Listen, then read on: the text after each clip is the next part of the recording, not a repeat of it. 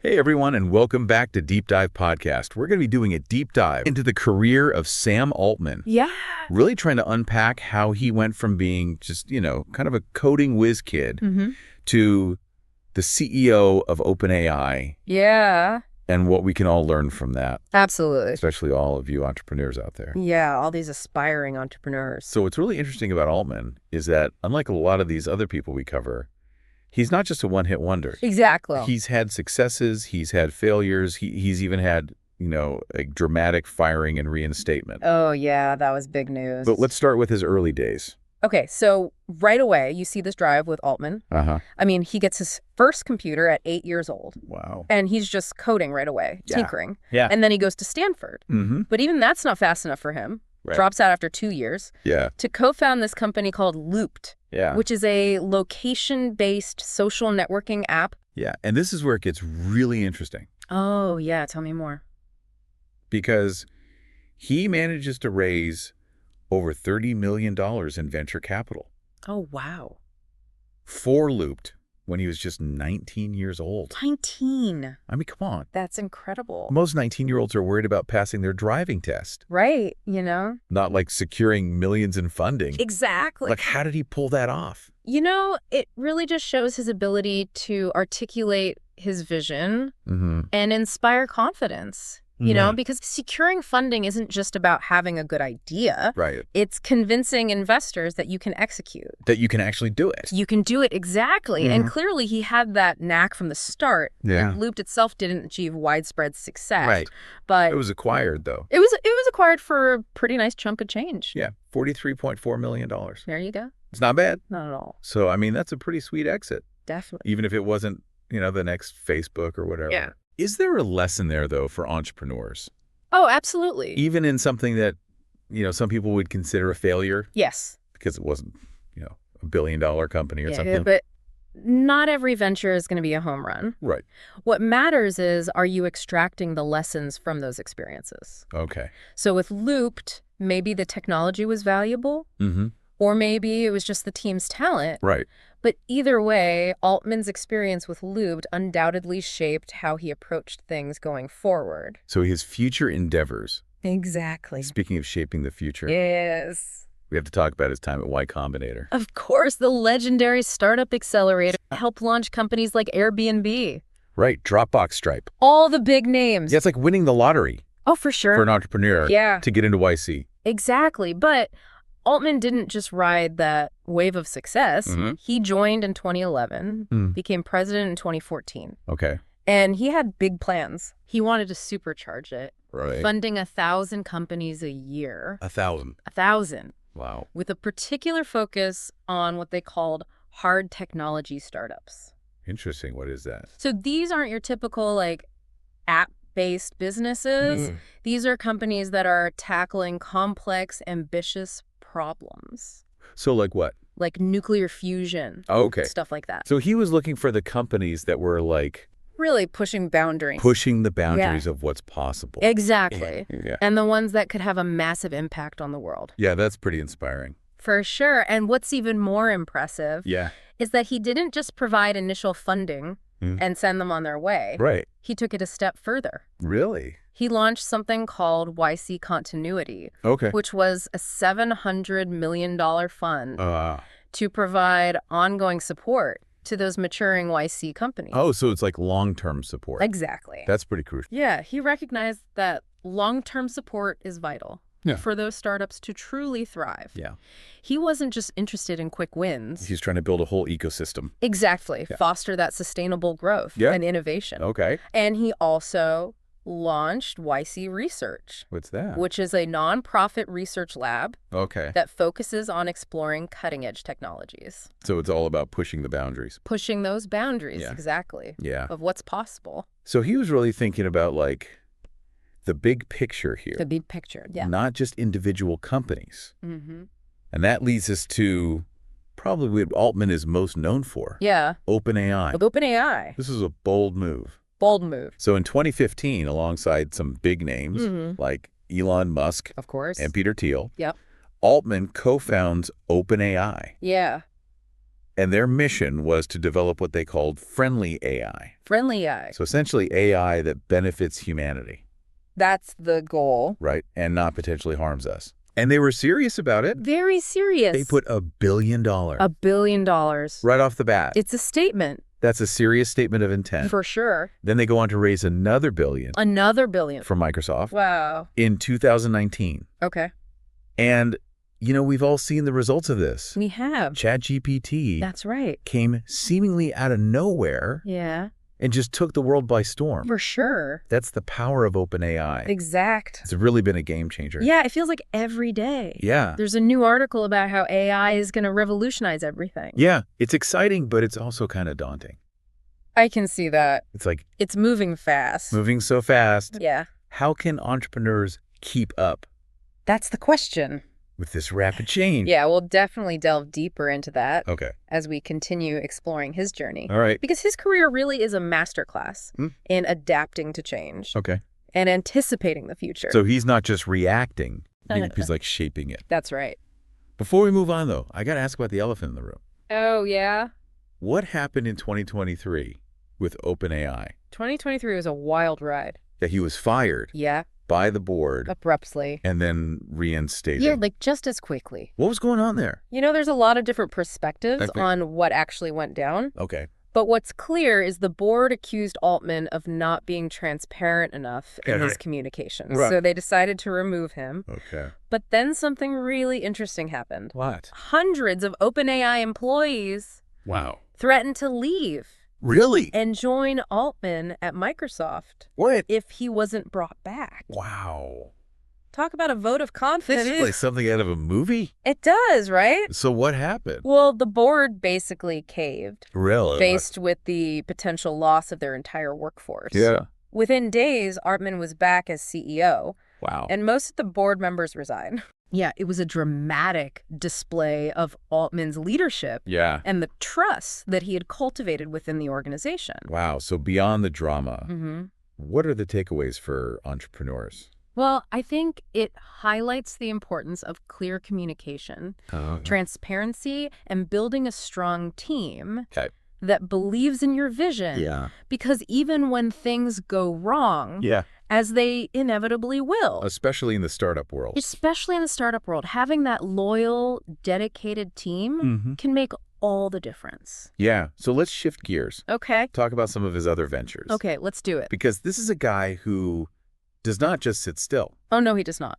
Yeah, he's got his fingers in a lot of different pies. He does. He's got WorldCoin, which is this cryptocurrency project that has some pretty ambitious goals. Okay. And then there are his investments in companies like Humane and Retro Biosciences, which are pushing the boundaries in fields like human-computer interaction and life extension. So like really out there stuff. Yeah, very cutting edge. Right. He even had a brief stint as the Reddit CEO back in 2014. Oh, yeah, I forgot about that. Yeah. It's like he's constantly looking for the next big thing. Yeah, always trying to disrupt the status quo. Yeah, and he's not afraid to take those risks. Yeah, bet on these wild ideas. Yeah, exactly. What I find really interesting is his commitment to clean energy. Oh, yeah. He chairs Oklo Inc., which is a nuclear fission company. Yeah. And he's also involved with Helion Energy. Right. Which is working on nuclear fusion. That's a big leap. It is. It's a big leap from social networking apps and AI. Yeah. So what's that all about? Well, it shows you that he believes in tackling some of the world's most pressing challenges. Okay. He sees clean energy as crucial for the future. Yeah. And he's putting his money where his mouth is. Right. So it's not just talk. It's action. It's action. Exactly. It's a good reminder that successful entrepreneurs often have this broader vision, this desire to make a difference beyond just building profitable businesses. Absolutely. That's inspiring. Oh, for sure. So looking at his journey as a whole, what are some of the key takeaways for our listeners, the young entrepreneurs out there? So one of the most obvious lessons is the importance of early action. What do you mean by that? He didn't wait around for the perfect time to Right. start a company or pursue an idea. He just dove in head first. Okay. Now, of course, he had certain advantages, Yeah. but the principle still holds true. Okay. If you have a burning passion, Don't wait for permission. Don't wait for permission. Or for the stars to align. Right. Just get started. So just take that leap of faith. Exactly. Even if it means dropping out of Stanford. Yeah. But what about those inevitable setbacks? Because not every venture is going to be a Loopt or an OpenAI. Right. Not every venture is going to be a home run. Right. So how did he handle failure? He embraced it. Really? Yeah. He understood that failure is not the opposite of success. Okay. It's part of the process. Part of the process. It's a chance to learn, adapt, and come back stronger. Okay. The key is to extract those lessons from those setbacks and use them to fuel your next venture. So resilience is key. Resilience is key. But it's not just about bouncing back from failure. Right. It's about having that ambitious vision, that drive to like push boundaries and create something truly innovative. Yeah. Which he clearly has. He does. But how can young entrepreneurs cultivate that kind of vision? That's a good question. Especially when they're starting with limited resources. It's about staying curious, constantly learning, exposing yourself to new ideas, read everything, go to industry events, connect with people who are doing interesting things. The more you feed your mind, the more likely you are to stumble upon that spark of inspiration. So it's not just about working hard. Nope. It's about working smart. Working smart. Yeah. It's about being strategic, about finding those leverage points where you can have the biggest impact with the resources that you have. For sure. Speaking of resources, one thing that Altman has consistently excelled at is attracting investment. He's good at that. He's really good at it from those early days with Loopt to the billion-dollar investments in OpenAI. Yeah. He just seemed to have a knack for convincing investors to buy into his vision. Yeah. What's the secret? Yeah. What's the secret? Well, it's about crafting a compelling narrative, building trust, and showcasing the potential impact of your idea. Altman is a master storyteller. He doesn't just present like facts and figures. He paints a picture of the future. A future where his company is playing a pivotal role. And he does it with passion and conviction. So it's not just about the idea itself. No. It's about how you communicate it. It's about how you sell the dream. Yeah, sell the dream. Inspire those investors to believe in your vision. Right. And it's not just about securing that initial funding. It's about building those long-term relationships. Exactly. Like he did with Microsoft and OpenAI. For sure. Let's be real for a second, though. Not everyone has access to the same resources or opportunities as someone like Sam Altman. It's true. So how can aspiring entrepreneurs find their footing and make a real impact? That's a crucial point. Yeah. While Altman's journey is incredibly inspiring, it's important to acknowledge that not everyone starts on a level playing field. Right. You know, access to capital, mentorship, and networks can vary greatly. And there are systemic barriers that create significant hurdles for entrepreneurs. So how do we address those inequalities? That's the question. Yeah, and create a more inclusive entrepreneurial ecosystem. What can we do? So for starters, we need more initiatives and organizations that are specifically focused on supporting entrepreneurs. You know, there are accelerators, incubators, venture funds out there that are doing great work in this area, providing funding, mentorship, and access to networks that might not otherwise be available. It's not just about providing financial support, though, right? It's not just about the money. It's also about that mentorship, that guidance, and creating those all-important connections. Yeah, and I think established entrepreneurs, like Altman himself, can play a really vital role here. Absolutely. You know, sharing their experiences, offering advice, and opening doors for those who are just starting out. It's about paying it forward. Yeah. And creating a playing field for the next generation of innovators. So building a community. Yeah, a support system. Where everyone feels empowered to pursue those entrepreneurial dreams. Absolutely. Beyond those practical aspects of like funding and mentorship, there's also the question of mindset. Oh yeah, mindset's huge. How can young entrepreneurs, regardless of background, develop that unwavering belief in themselves and their vision? Well, it starts with recognizing your own worth. Understanding that you have something valuable to contribute. Right. It's about embracing your unique perspective and leveraging your strengths and surrounding yourself with people who believe in you, who will lift you up and encourage you to keep pushing forward, even when things get tough. So building that inner resilience. That inner resilience. That ability to bounce back from setbacks. Yes. Stay focused on your goals. Exactly. And finding your tribe. Finding your tribe. Yeah, your community of supporters. Yeah, your people. Who will champion your success. Absolutely. Let's shift gears for a moment. Okay. And talk about the elephant in the room when it comes to technology and entrepreneurship. Ooh, which one? Artificial intelligence. AI.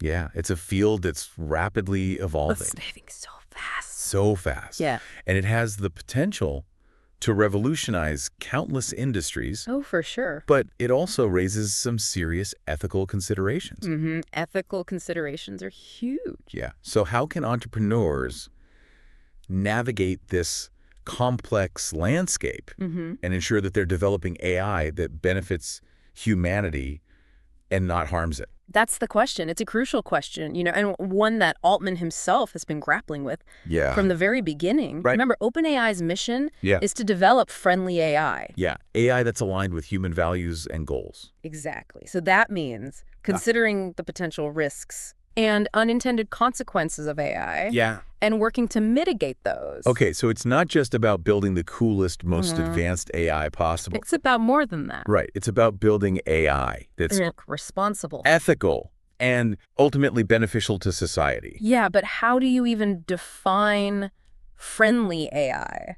Right. Like, what are the specific criteria? Yeah. And who gets to decide? That's where things get really tricky. Yeah. There's no easy answer. Right. No one-size-fits-all solution. Okay. It requires this ongoing dialogue, collaboration, a willingness to adapt as the technology evolves. So like OpenAI, for example. Yeah. They've been really transparent about their research and development processes. They have. And they've invited feedback and scrutiny from the wider community. That's a good approach. So it's about bringing diverse voices to the table. Yeah. Right? Including ethicists, philosophers, policymakers. All those different perspectives. To make sure that we're developing AI that's actually serving humanity. Right. Not the other way around. That's a lot of responsibility It is. for entrepreneurs to shoulder. It is a lot of responsibility, but it's also an incredible opportunity. Okay.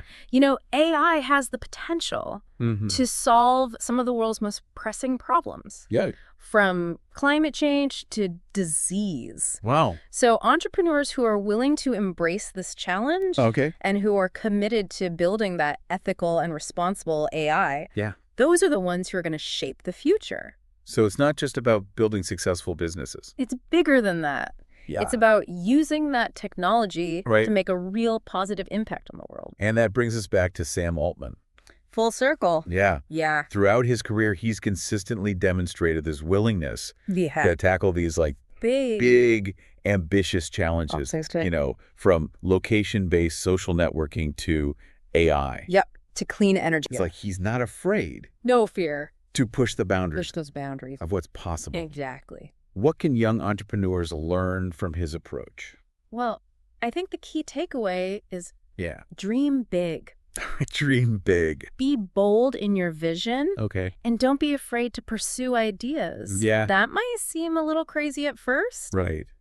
Altman's a testament to the power of audacious thinking and relentless execution. He didn't get here by playing it safe. Oh, no. Yeah. He took risks, he challenged conventions, and he never stopped learning and evolving. So for all you aspiring entrepreneurs out there, take inspiration from Sam Altman's journey. Absolutely. Don't be afraid to dream big, to embrace those challenges, and use your entrepreneurial spirit to make a real difference in the world. I love it. As we wrap up this deep dive, we want to leave you with one final thought. Okay, hit me. What bold bets are you willing to make? Ooh. Good one. And what impact do you want to have on the world? Because the future is waiting to be shaped. It is. And you have the power to shape it. Yeah. So keep learning. Keep hustling. And never stop believing in the power of your ideals. Thanks for joining us on this deep dive into the world of Sam Altman. It was a good one. We'll see you next time. See ya.